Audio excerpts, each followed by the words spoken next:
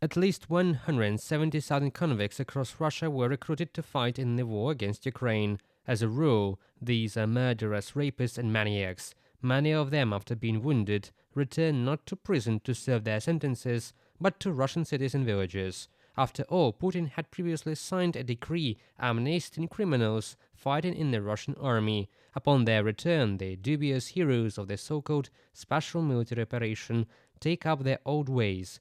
They commit crimes again, including against their spouses. This has increased the violence against women in Russia, which already is on a very high level, with thousands of women dying each year as a result of domestic violence. There is no law in Russia distinctly criminalizing domestic violence or gender-based violence. Many of them who return, and this is an emerging trend, have been perpetrating new violent crimes to begin with against women, against girls, against children, including sexual violence and killings. Mariana Katsarova, United Nations Special Rapporteur on human rights issues within the Russian Federation, Voice of America publication quotes.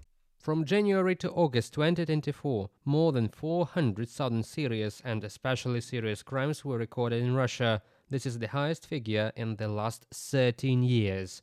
For example, in the Belgorod region, the number of serious and especially serious crimes has increased by almost 30% in a year.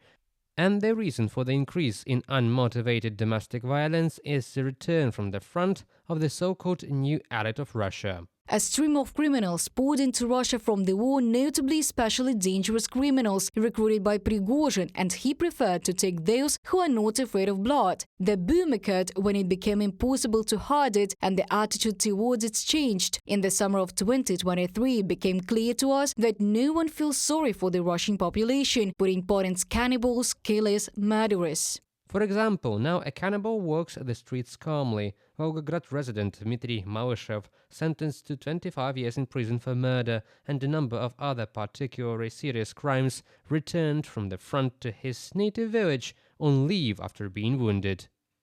10 years ago, Malyshev killed a native of Tajikistan, cut out his heart, fried it, and ate it, filming it all on video. And before that, as a member of a criminal group, he shot 2 businessmen in order to take possession of their car. Malyshev and his accomplices also planned to kill police officers, intending to obtain weapons for subsequent attacks, but the ambush failed. Malyshev said that he'd signed a contract with the Ministry of Defense in October 2023 and gone to the front as part of the Storm V detachment.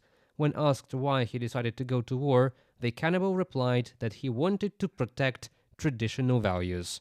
The Moscow Times publication writes, Malyshev and his ilk not only remain at large, but are also involved in the educational process in Russian schools. In particular, they teach fundamentals of safety and defense of the motherland.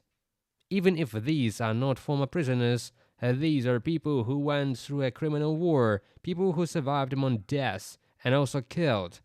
What do you want them to teach children? The experience of killing, contempt for life, mental disorders. Previously, children used to be taught their personal safety, but now the emphasis has shifted to protecting the homeland, and the homeland is understood as the current regime.